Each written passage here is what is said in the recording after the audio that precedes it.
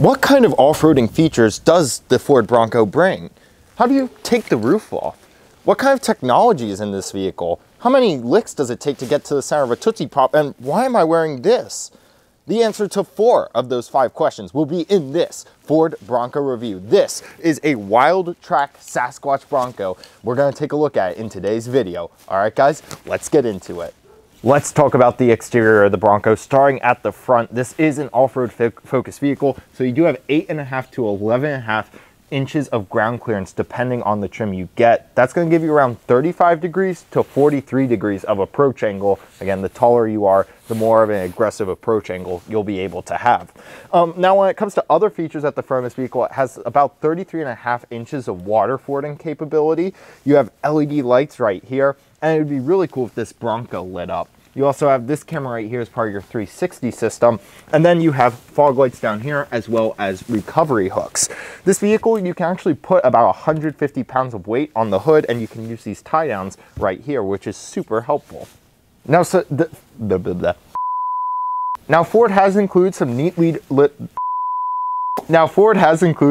little Easter eggs around this vehicle, including Bronco spelled out on the bolts on these tie downs. You can use these tie downs to tie down, well, anything that weighs less than 151 pounds. Let me know what you would tie down to your Bronco in the comments below. Now let's talk about these dampers here. These are optional Bilstein dampers. They're position sensitive with end stop control. That's upgraded. Standard is going to be some Haas heavy duty dampers. The Sasquatch is also going to get about 40 more millimeters of suspension travel than other Bronco variants. Now at the side of the vehicle, we can see we have these 17-inch wheels right here. These are beadlock capable, so that means you can let a lot of air out of your tires, and certain tires that are compatible with that system will kind of hold on and won't slip off if you let out too much air. People like to let off air when they go off-roading because then it gives you slightly better grip with the tires.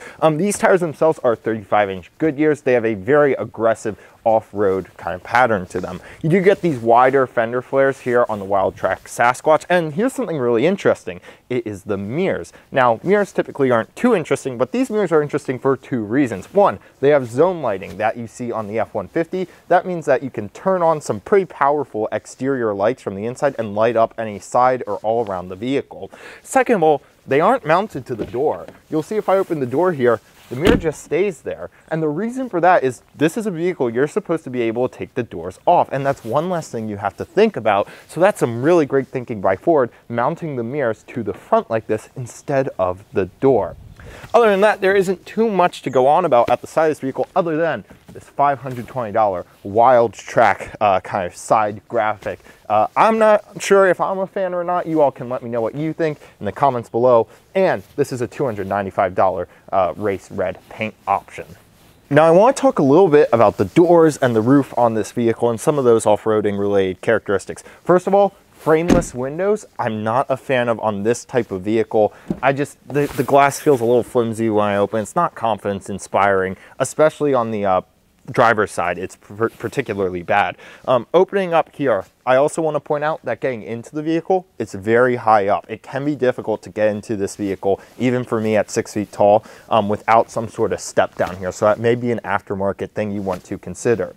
The door right here is removable. It looks kind of like a pain in the butt to remove. You gotta put on fender guards and everything when you're removing them. But once you do remove the door, there's a nice little lift sign down here, a nice little place where you put your hand in and lift the door and remove it. This vehicle also has an option that comes with a bunch of bags for the roof panels and the doors. And then there's getting the roof off. Getting the roof off is pretty easy. Each of these front panels has a lever and then the flips. It does matter which order they go in. You got to put in the passenger side first, and then you put in the other side, and removing them is kind of the opposite. But you can see I could push up this roof panel just like that and remove it pretty easily. And then I showed you all I was wearing that wacky harness in the beginning of the video. That can be used to strap down all of the removed roof panels in the rear of the vehicle to those little lasso hooks. Looking at the rear of the vehicle, nothing too crazy back here. Pretty standard fare, full-size spare. exhaust is tucked underneath. You got recovery hooks back here, and of course these nice LED lights. On the right, they kind of make a little B for Bronco. On the left, it's a backwards B, I guess. Now, opening up the door, it's on a gas strut, so it's really light at first. Then you have to actually push kind of hard, and then it becomes light again. And you can open this past 90 degrees. You can actually get it pretty far out. And I noticed something interesting back here. The rivets on the door make a 100. I'm not sure what the significance of that is. Maybe you all can let me know in the comments below.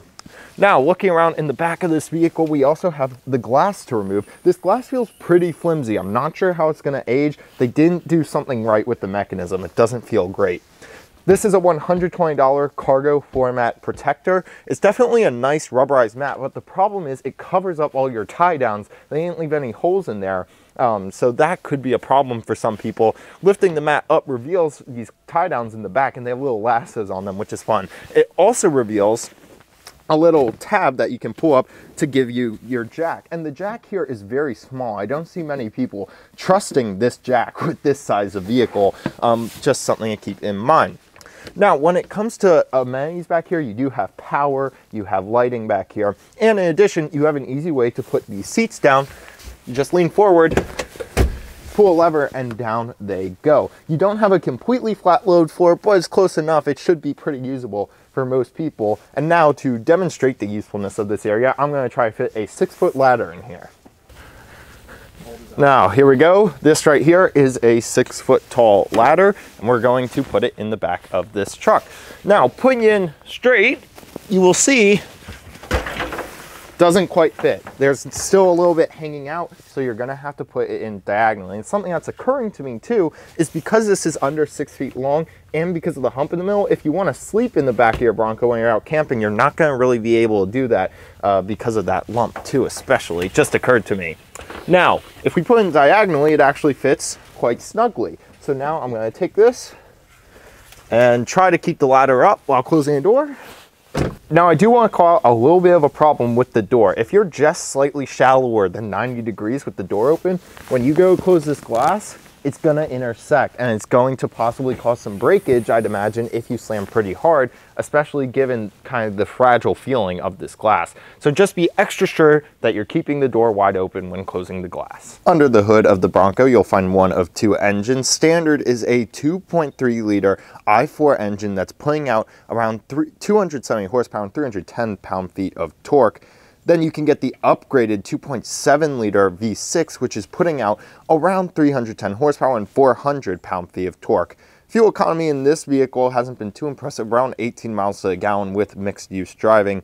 Power is sent on the base engine through a 6-speed manual plus a crawler gear, so 7 gears total there. And then you can get an optional 10-speed transmission, and this vehicle, of course, with the upgraded engine, comes with the 10-speed transmission, and power on all Broncos is sent to all 4 wheels.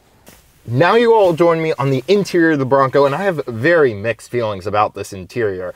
I really like the design at first glance, but there are some issues with it. First of all, the verticality I think may be intimidating for a lot of people. That goes for both the windshield and the dash right here. It would also be nice if there was an upper glove box right here. I'm guessing there was a packaging reason they couldn't do that, but a lot of trucks have both the upper and lower glove box, and that's a nice feature to have. However, the boxy styling and the verticality, it's just the nature of this class, and for some people they're going to really like that truck feel and they're going to like that. Just be aware of that if you're getting into this kind of vehicle. Additionally, this vehicle does have a leather vinyl. That's a $2,195 option. You're not going to want the nice true leather. This does not feel very like great high quality leather, but that's because it does feel a little plasticky, because if you're taking the doors off, you're exposing to the elements, you're going to want more of that endurance, that toughness, rather than that luxury feel. So those are some general first thoughts on the interior. Now we can take a little bit of a deeper look. All right, everyone, let's take a quick look at the infotainment system. Here it is. It's very similar to the system out of the Ford F-150, where you have a main card with a smaller card right next to it. So you can have 2 types of displays up at the same time. You can see here's the navigation. You can make judgments as to how quick you think that is. It's appropriate in my opinion. And you do have, of course, Android Auto and Apple CarPlay on this vehicle, which I think a lot of people will have in this area. If we go audio, this vehicle does have Sirius XM, and I just want to switch between menus just to give you guys an idea of the speed that you can expect. I really think they did a great job with the resolution of this screen, And also the black levels, the contrast, all look very good in this vehicle. The features I'm actually a little disappointed in. Here's that zone lighting we talked about earlier, so you can turn it on and you can turn on different parts of the zone. But I'm just a little disappointed. I'd like to see a few more off-road features in this off-road oriented vehicle. You can see all we really have is kind of this driveline off-road status, and even if I try to drag it over and make it big, nothing there. But you can kind of scroll and you can choose what you want to be in this side panel right here.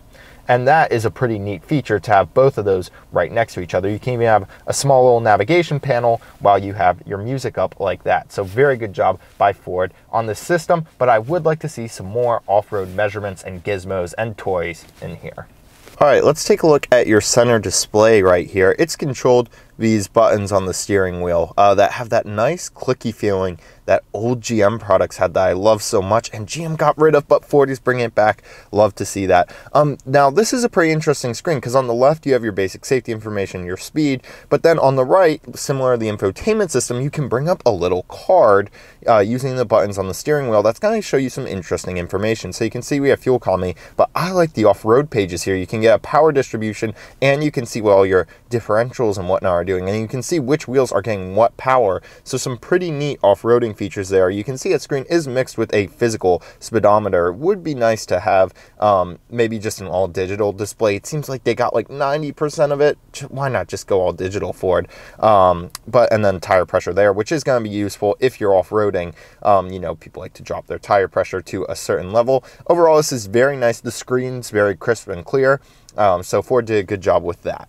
And I want to show you all some of the buttons and features in this vehicle. First of all, up here, you have built-in auxiliary switches. So if you have a light bar you put on, you can hook it up to these, and then it'll be built in really nicely into the vehicle. So that is really cool to see from Ford. Moving down from there, you have controls for your differentials. You have a front and rear locking differential in here. You also have trail turn assist. This is going to lock your brakes on the inside of a turn to help you turn sharper when you're off-road. Below that, you do have physical controls for all of your different functions, be it heated seats, heated steering wheel. I'm a little disappointed in the heated steering wheel. It only heats on the outside, not on the inside of the steering wheel, so that's a little strange. And then, of course, you have fan controls and temperatures there. Real quick, I also want to show you the camera. If I press this button here, the camera will come up. We do have guidance if I put the vehicle in reverse. You can see that we have turn guidance and we have a 360 camera. And then if we continue on down here, we do have a nice little storage cubby with charging. You do have a USB-A and C right there, and a little Ford Bronco badge designed and engineered in Dearborn, Michigan, and built in a Michigan assembly plant. Love to see the Made in America right there. There is a grab handle right here. This is of questionable quality though. You can see that's not going to help you much if you're off-road.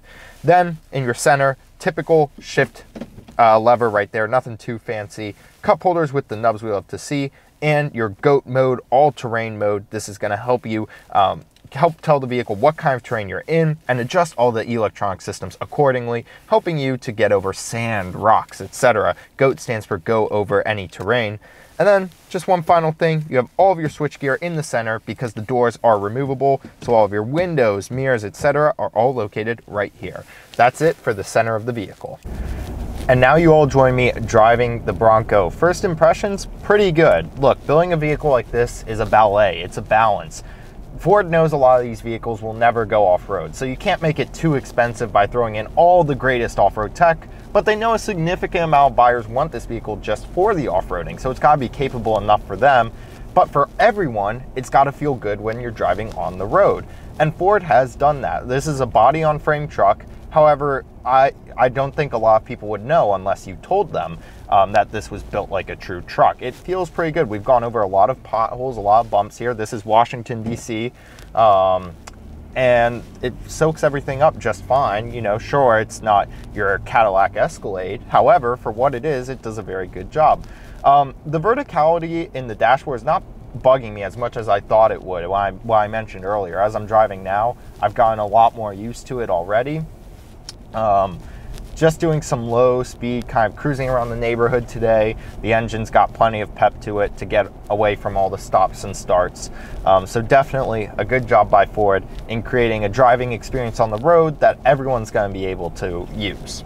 Now, going around this turn here, you know, the turning's pretty light in this vehicle, but it has just enough heft. It's what I would expect and what I like. I don't like when they make the steering too light. Something that I'm noticing as I'm driving and kind of maneuvering this vehicle around these streets with lots of parked cars and obstacles is that having those black points on the front of the car that we saw earlier at the front, those help really define where the front of the vehicle is. So it's really easy to navigate around otherwise tight spaces because you have that point of reference, and that to me helps me a lot when driving this vehicle. So Ford's definitely thought a lot about this vehicle. I'm pretty impressed for all they've been able to get in here between off-road tech, driving comfort. They should really be proud.